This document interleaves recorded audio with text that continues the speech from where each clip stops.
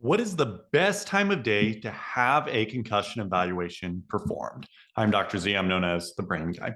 So, when you suffer a concussion, there's a lot of symptoms that you are likely going to experience. Now, you don't have to have all of these, but here are some of the many common symptoms: fatigue, brain fog, headaches, poor focus or concentration. You may feel that you've developed ADHD.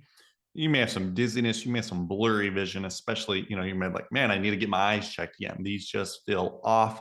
You also may notice your vision changes on you throughout the day, light, noise sensitivity, problems with emotions, more irritable, depressed, anxious, prone to PTSD. And then we even have sleep issues, problems with falling asleep, staying asleep, or a mix of both. For some people, they do sleep a lot more. So those are a lot of the common symptoms that you may be experiencing after a concussion. So back to the initial question is, when is the best time of day to have my concussion evaluation? Well, it really depends on the amount of symptoms you have. If you're highly symptomatic, it really doesn't matter because odds are when you're tested, there's going to be plenty of information that's going to come out that's going to help the provider to best help you. So, for example, what should be included in part of a concussion evaluation? You should have functionality evaluated. Now, this function is your brain-based function. Some of the best areas that we have to evaluate are balance and eye movements, but also cognition.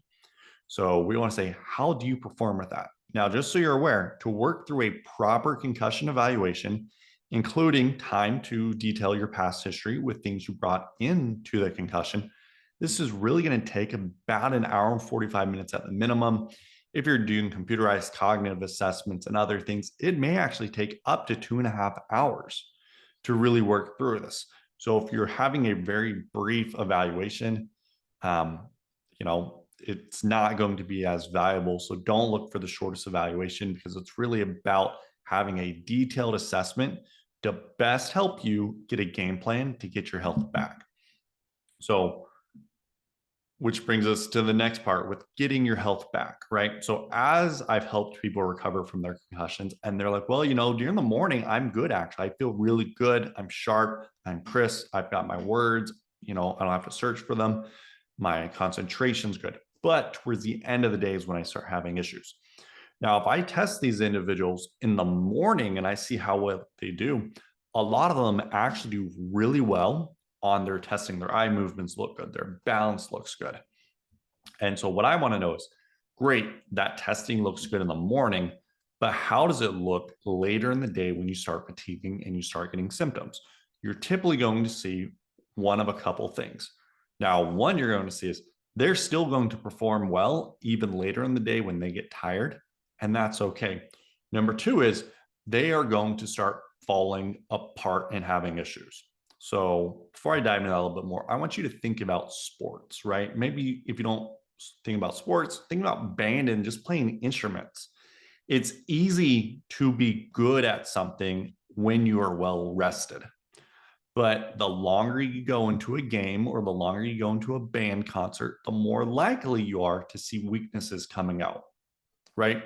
So if you're watching basketball, for example, later in the game, you're going to start seeing mistakes in those that don't have as much endurance and resiliency in their systems come out that were not there at the beginning of the game. The same thing is true with concussions, is as people fatigue, which is very common, you start off feeling the best in the morning, and then as the day goes on, your symptoms that we talked about get worse and worse and worse.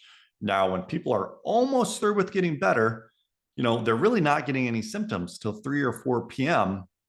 And then they go home from work and they're like, oh, after being home for an hour or two, I rebounded and I did well for the rest of the day. And we're really trying to help them get over that last little hump. I like repeating their testing at that point in time when they start going down. So I'll have people, I'll say, go and work your regular full shift, stop taking the cognitive breaks, which you've done before. Yes, I understand this may make you feel worse, but how do I compare you to where you were before if you're taking breaks that you didn't take before? So let's have you do that. Come back in. Let's repeat your testing. For us, we're open till 5. So they'll come in at about 4 o'clock. and will repeat their testing. Now, one of the things I've recently had is as someone was doing their testing, one, I noticed, so as they're looking at stationary targets, right? If you're looking at a stationary target, your eyes should be still. It's okay to have a little bit of a shift left and right every now and then, but it went from being every now and then when the testing was performed earlier in the day to very consistent later in the day. So this is a sign that when the brain's fatiguing, there's a breakdown in how well it's functioning, which very much supports the symptoms. Now, the other thing that can happen, and it doesn't happen in everyone, but as I'm doing the testing, I'm like, hey, I think you experienced some double vision. Is that correct? And they said, yes, I definitely was going in and out of double vision. And that was also caught on the recording of the testing that we were doing. Guess what? When we did the testing early in the morning, that wasn't there. So this isn't a double vision that's there all the time, but is a double vision that's brought upon with fatigue. So I know, great, this person still needs some therapy, but I don't want to do it earlier in the day, because if I'm doing it earlier in the day, we're not going to be able to help them because we're not really going to see their weaknesses. I need to get them later in the day when they're more tired, because if they're able to do things later in the day where in the office we see them, their eyes look good, we now are going to see that their symptoms are going to keep improving and they're going to do well, and we're going to get them back to where they should be.